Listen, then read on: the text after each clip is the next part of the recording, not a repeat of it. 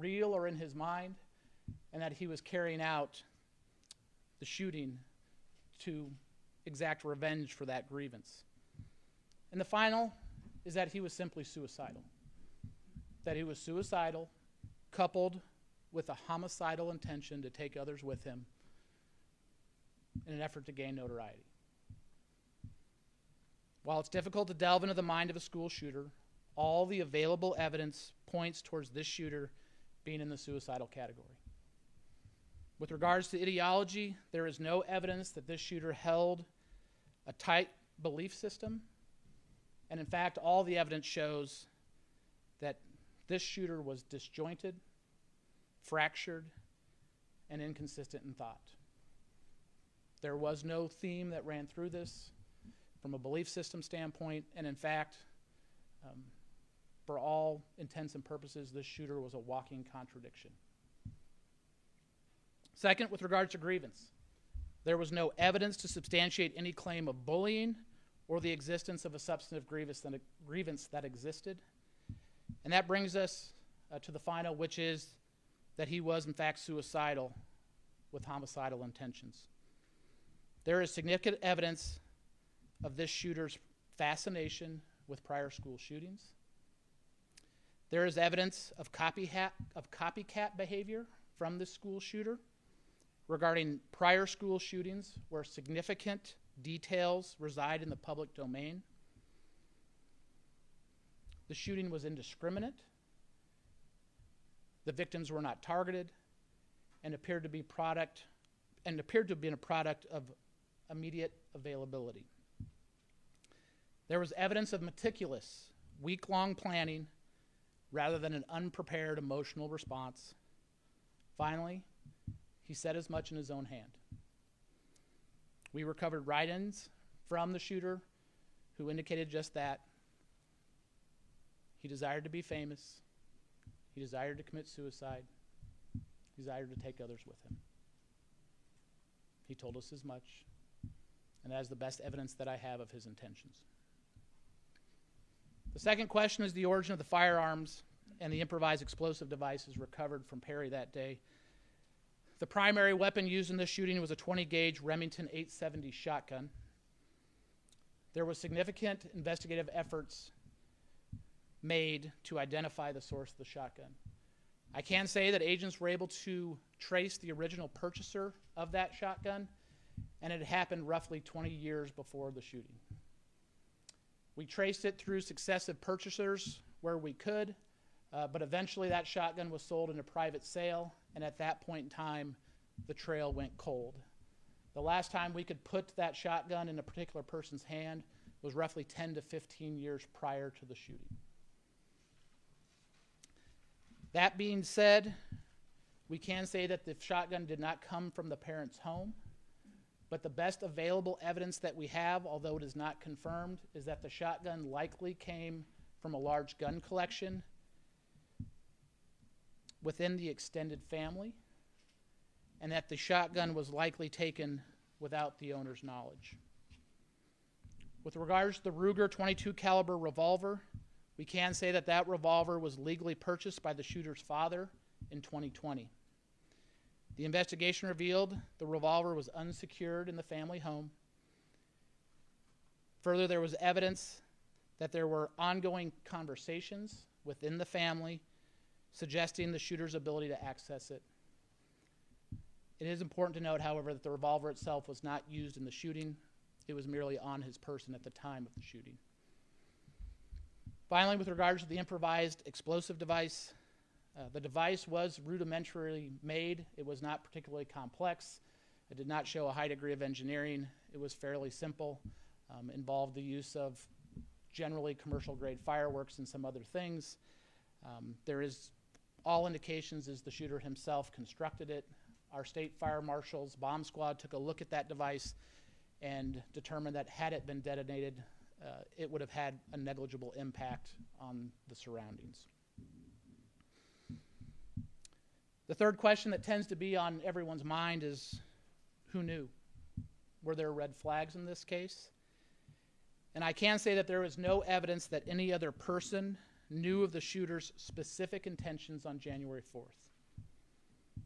That being said, I can say that others were aware of the shooter's general interest in school shootings. Others were aware of his fascination for violence. Others were aware of his concerning behaviors. The evidence bears that out. Those concerns, along with a number of other warning signs, were unreported or were otherwise unrecognized, but we can say that the shooter in this case did have broad behavioral issues, had broad mental health concerns, and that many of these concerns were present years in advance of the shooting on January 4th. There were no prior reports of concerns of violence to law enforcement, whether that be state, local, or federal. I think this is the time maybe to talk just briefly about what we know about school shootings and prior knowledge of it. The United States Secret Service conducted a study a number of years ago that found that 80% of school shootings, one or more persons had some level of knowledge that should have raised concerns. I can say categorically in this case that this case bears that out, that there were individuals that knew information that should have generated concerns. It should have elevated those concerns to the point of contacting law enforcement, school officials, or someone else. The evidence confirms that the shooter demonstrated what experts commonly call is a pathway to violence. That first step in that pathway to violence generally is ideation. What ideation is recurring thoughts, fantasies, or an obsession with acts of violence or the use of violence. That is ideation. There is evidence in this case that the shooter had that ideation, that he was fascinated, that he was obsessed with violence, with prior school shootings, and that sort of ideation had presented a year or more in advance of January 4th. Second, on that step, that pathway to violence is planning. Planning is kind of that movement from a generalized thought process to kind of the who, what, where, and how of executing that fascination out. We can say that there is evidence that would show that there was a dramatic shift in this shooter's thinking from ideation to planning, and that shift in thinking occurred 6 or more weeks in advance of the shooting. The third step in that pathway is preparation, that there were concrete efforts to put that plan into action. That sort of preparation may include acquiring weapons or modifying weapons, practicing, desensitizing oneself to violence, or identifying potential barriers. Again, there was substantial evidence of preparation in this case, and that preparation occurred at least 1 month in advance of the shooting and continued up until the day of the shooting. And then the final step in that pathway to violence is implementation, and that is actually carrying it out. And clearly in this case, the shooter did carry it out. So those are the 3 kind of salient questions that we've heard time and again. A couple of other matters that I'd like to discuss with you in our short time is to talk about the response. I can tell you that the staff and students responded appropriately and heroically. They self-evacuated like they should. They found secure, locked locations like they should. And those that found those safe, secured, locked locations were safe. Those that self-evacuated were safe. They performed as they should and acted in their own self-interest as they should. The school staff was trained in active shooter response by the Dallas County Sheriff's Office and acted in conformance with that training. I'm going to call a couple of folks out from the Perry School staff in particular. Assistant Principal Brad Snogren is a hero. Assistant Principal Snogren was the one that activated the school safety radio within that first 10 seconds. I can tell you that he was actively avoiding gunfire in trying to make his way to the principal's office to hit the button, to turn that radio on, to give Dallas County Sheriff's Office notice. it was heroic, and it was intentional on his part. One of the other true heroes, obviously, that we all know is Principal Dan Marburger. And he was heroic as well. I can tell you that he saved lives that day. He called the shooter by name repeatedly. Dylan, don't do it. Dylan, stop. Dylan, let's talk. After being shot more than once. And in part, why that's important is it's not so much the empathy that Marburger showed towards the shooter, but every time he called that name out, the shooter heard his name, and he looked and turned towards the sound, and when he did that, it diverted his attention from who he was intending to shoot. And each time Principal Marburger called that name out and diverted that attention, it bought those students another 2 seconds, another 3 seconds, another 5 seconds. And when we're talking about school shootings, those sorts of seconds matter. And in this case, they did matter. And it made sure that those kids got out of that commons area, around the corner, and off to safety. He was an absolute hero. Next is the law enforcement response. As noted, Perry police officer Michaela Zager was inside the school 2 minutes and 59 seconds after the Sears radio was activated. Michaela Zager is a lion. She got out of her squad car with just a handgun, went through those doors. She did not wait for backup. She did not wait for a supervisor. She was through those doors, and she was there to protect the kids inside. That is exactly what we expect our law enforcement officers to do, and the community of Perry should be extremely proud of Michaela Zager. She did not wait. She did not pause. She did not take account of her own safety. She went headlong in to try to find that threat and did exactly what she was supposed to do. The other part that I think really gave me pause in seeing the body cam footage of what happened inside Perry is once those officers were in, you could see it in their eyes. They were fierce protectors. They were going to protect those kids. They were going to do their duty. They were going to find that threat. They were going to stop that threat. And you could see the steely reserve in their eyes. 100%. And when they finally determined that that threat no longer existed and that the shooter took his own life, the switch in those officers was immediate. They went from fierce protector to caretaker in a snap of a finger. It was remarkable. It's remarkable to see folks that can go from a lion to a lamb, go from willing to take a life if they have to do everything in their power to preserve it. That is remarkable. I get a little choked up even playing that scene through my mind again here today. But we should be incredibly proud of our police officers for their ability to do that and the compassion that they show in the midst of horrible circumstances.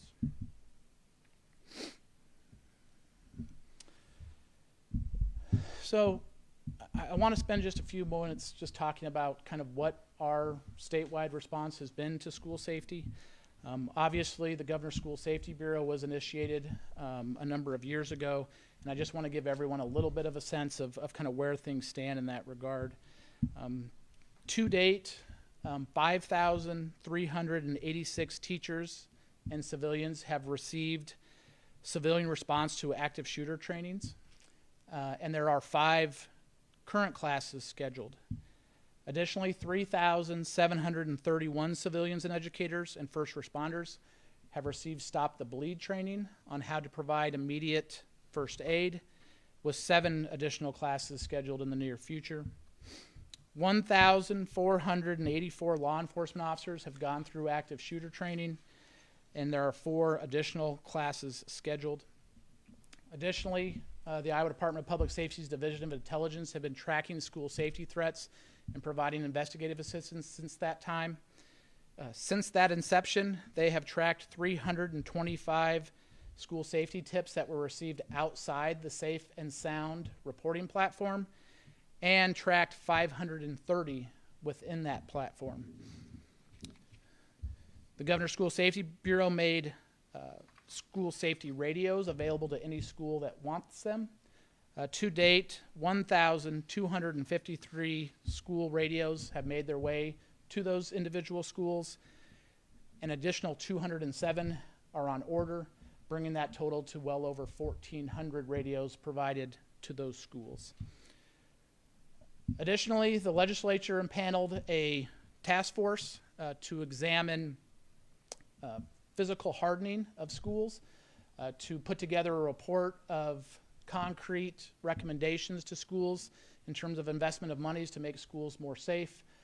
That task force is ongoing, and they're expected to have a report to the legislature in December of this year.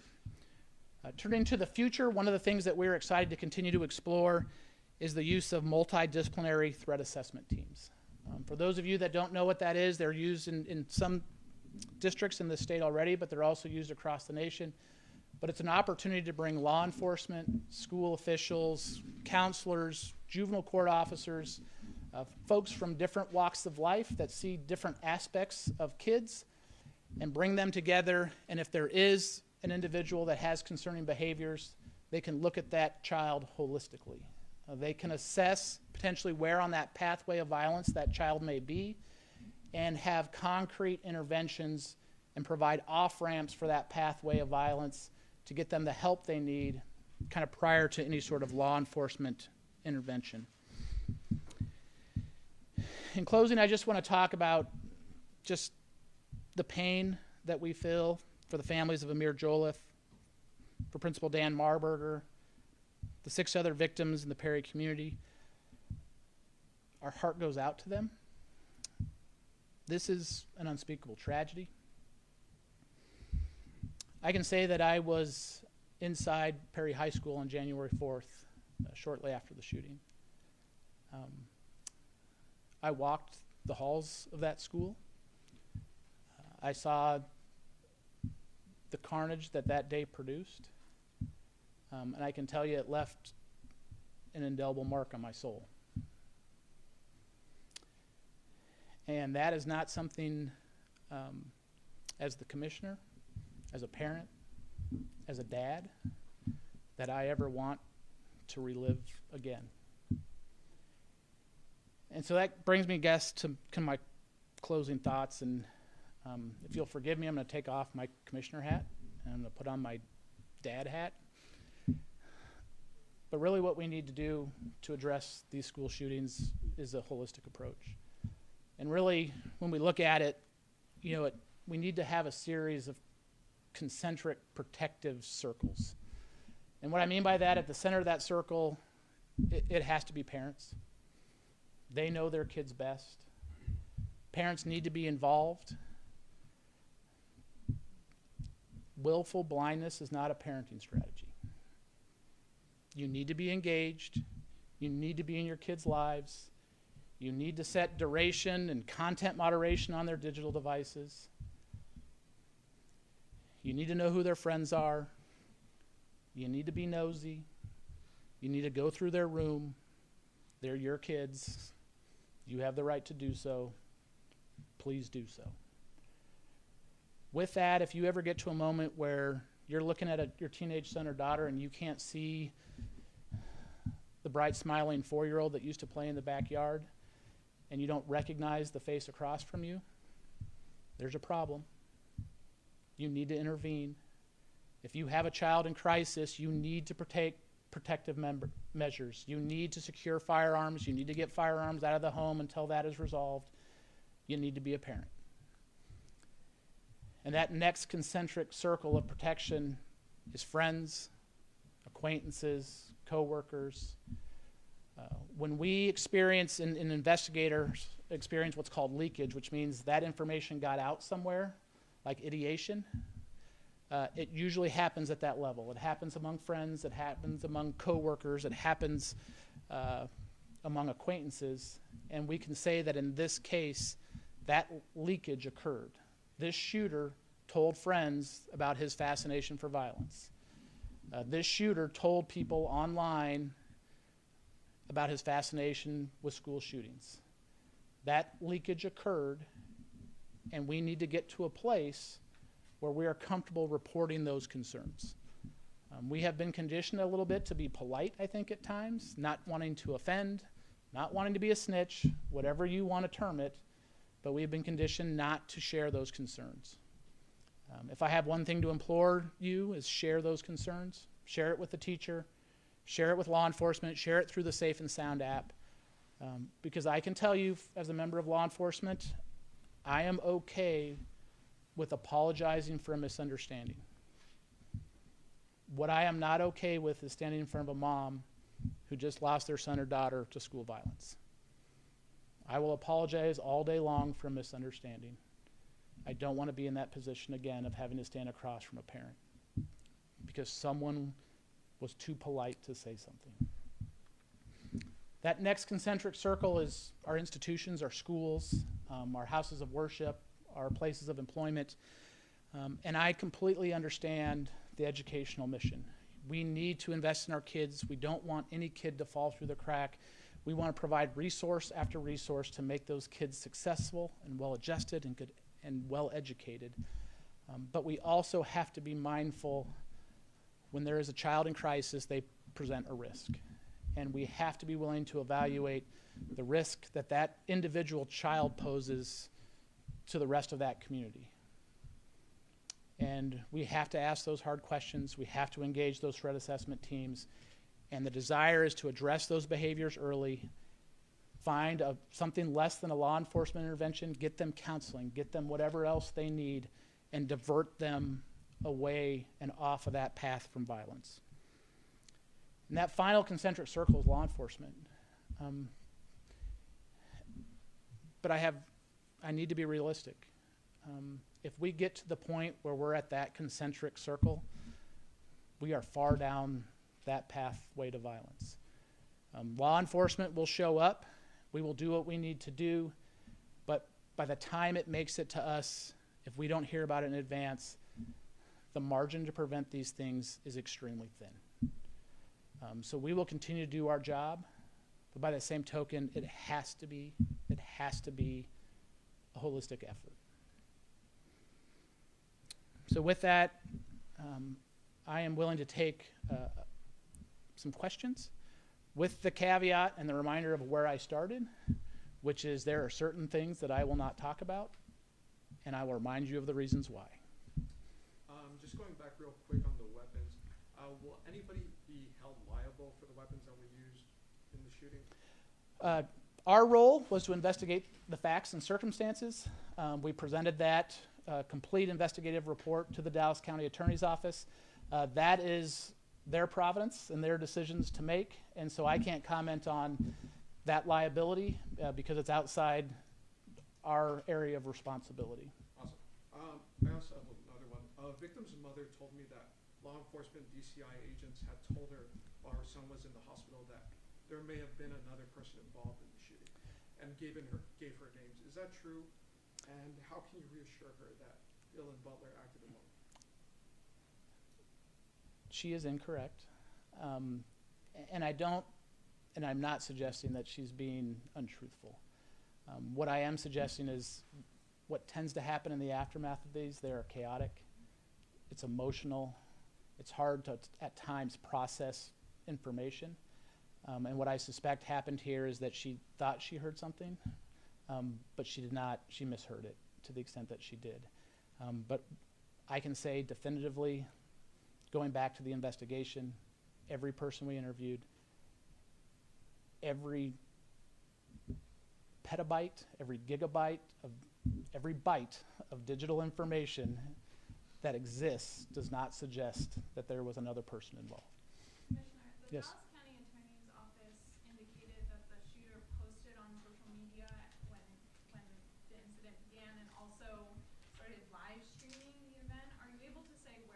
posts were and how long that live stream was up for? He live streamed it on Instagram. It was up for a very, very short period of time. I don't believe we even have any evidence to suggest that he did not have a broad following, so it's very unlikely that anyone necessarily saw it. One of the things that we do is we work with our social media companies very actively, and within minutes of that going live, Meta, who owns Instagram, immediately took it down. We worked with then Meta to obtain the lone copy of it and then ensured that it never saw the light of day again, at least in the public sphere. Can you describe the interactions that Butler had with the school prior to the shooting? I saw that in the findings. We can say that there were documented behavioral issues in school. Beyond that, I can't go into much detail. There are certain privacy laws, FERPA, and those that would prevent us to talk further, but I can say that there were behavioral issues in the school prior. Can we say how many years? Was it like from the beginning of high school? I can say that those presented in at least a year or more. Commissioner, you talked about the weapon that he had on him but didn't use in the shooting and that it was not kept safe. I'm searching for the right word, but it was not kept safe in the home, and there were conversations surrounding his accessibility to that weapon that wasn't used. Can you talk about those conversations and what exactly you meant by that? I can say that there was some clear discussions broadly in the home about where the firearm was, where it was located, that in particular it wasn't secured in any particular location. It wasn't in a gun safe, there wasn't a gun lock on it, those sorts of things, and that there were suggestions that the shooter had knowledge of that and that there was immediate availability to that weapon as well, and there was some level of agreement in the family that accessibility occurred. So people are going to wonder, could his parents face charges for that? And again, our role is to provide the investigative facts to the Dallas County Attorney, and that is part of their decision-making rubric about what qualifies from an evidentiary standpoint, from a legal standpoint, to warrant charges. Commissioner, Yes, sir. you mentioned that some people ahead of time knew about this. Can you characterize one or two, several, and why these folks didn't offer this information? Is there any kind of background on that? Yeah, I can say, and to be clear, when they say knew about this, they did not know that he was going to commit a shooting. What they knew was about his fascination for violence. What they knew is he had stated interest in prior school shootings. We can say that some of those conversations happened online in the sense of chat rooms and those sorts of things. We were able to use some of our federal partners to make interviews and contact with those individuals that were in those chat rooms in other states. The common reoccurring theme was, in retrospect, in hindsight, I should have said something. At the time, it was an interest in true crime, those sorts of things. There was also some personal interactions here, within the Perry community, and much kind of the same. There was discussions about fascination and violence, school shootings, but again, kind of going back to, we just never thought he'd act upon it. Sort of in the realm leading up to this morning, did you wrestle with whether sharing maybe some more specific findings from your investigators could produce a light bulb moment for educators and families? Like, oh, that is a certain kind of thing that I've heard from this person, or is it pretty clear the balance of tensions here? Yeah, and I think that was the design today, was to try to provide those clues. So there's a parent, there's a teacher, there's someone there going, okay, what has changed in my child's behavior, or what am I seeing in this child that's different? If we're suddenly seeing behavioral outbursts, if you're seeing, a stark change in potentially how they dress, if you're seeing kind of those outbursts, if you're seeing kind of this fractured thought processes and ideology, you need to make yourself aware of those things and report them. Did Butler's parents say that he had outbursts? All of those concerning behaviors we previously mentioned, all the evidence suggests the parents were aware of those as well.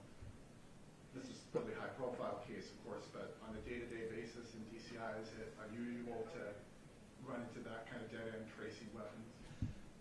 It happens with a fair degree of frequency because there is a point in time where if you transfer a weapon between private parties, then the ATF does not necessarily trace that pathway.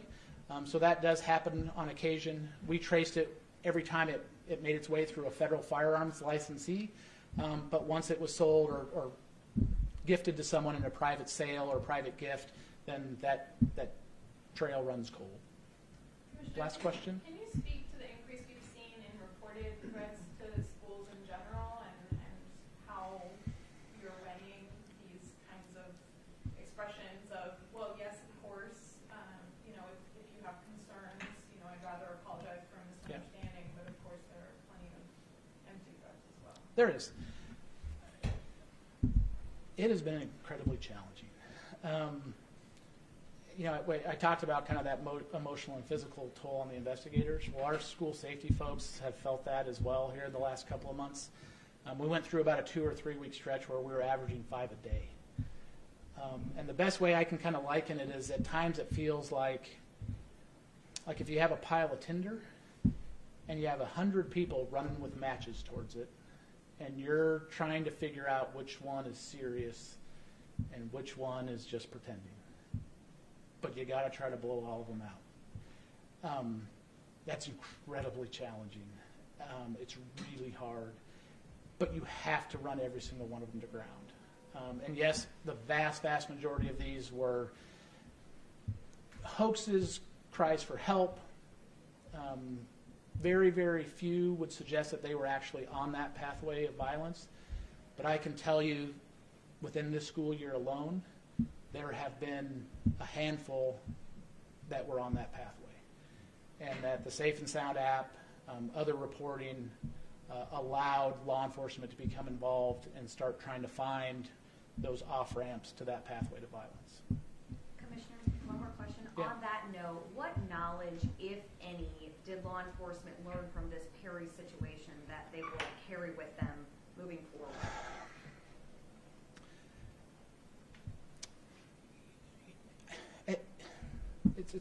It's hard to say. You know, I think we learned a lot just from the standpoint of it kind of translated to kind of head knowledge to heart knowledge. You know, we knew kind of what school shooters, how they present. We knew the research behind them, but we never experienced it. I think one of the other things that we learned is that we can only do so much. And I think that's probably kind of the reoccurring theme a little bit, is that realization that it can't just be us. And in reality, when it is us, 9 times out of 10, it's in a scenario where it's now a crime scene, and we're there to mop up the carnage. And just like willful blindness isn't a parenting strategy, that is not a school safety strategy. The school safety strategy has to be holistic. We need parents, we need teachers, we need friends, and we need those partnerships if we're going to prevent this. Because that's the reality is, you know, we believe that that's where our effort should lie, is in prevention. And what that reiterated and what this situation reiterated was that is exactly where we need to be, is prevention. Because response and mitigation, this entire shooting event took 4 minutes and 21 seconds. I mean, 4 minutes and 21 seconds. Law enforcement was notified within the first 10 seconds. A police officer was physically inside the building in 2 minutes and 59 seconds. That is a blink of an eye. And that is not a strategy. Thank you.